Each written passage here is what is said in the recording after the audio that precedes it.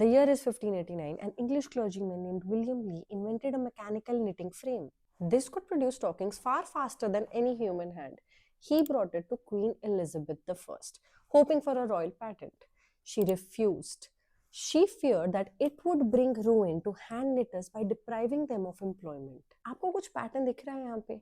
Machine आई, machine के साथ साथ एक फियर ऑफ एम्प्लॉयमेंट आया कि अगर मशीन को मैंने ज्यादा जगह दे दी तो एम्प्लॉयमेंट बहुत ज्यादा कम हो जाएगी. The way Queen Elizabeth could see the hand knitters but not something beyond that vision is what Frederic Bastiat described as the difference between the seen and the unseen. जो कुछ भी बोलने वाली हूँ वो इस ट्वीट से उठाया हुआ है. आप प्लीज इस ट्वीट पे जरूर जाना. It is a brilliant piece.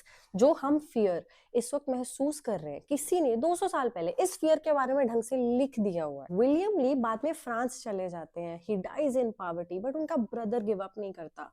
उनका ब्रदर वापस से इस चीज को लेके आता है and this invention leads to the cycling of industrial revolution. Bastiat talks about this pattern, that this pattern never stops. People assume the worst, people assume the catastrophe, but they do not see beyond this vision. They do not see the unseen. और ये सारा piece AI के साथ linked है. When a new technology arrives, fear feels visceral.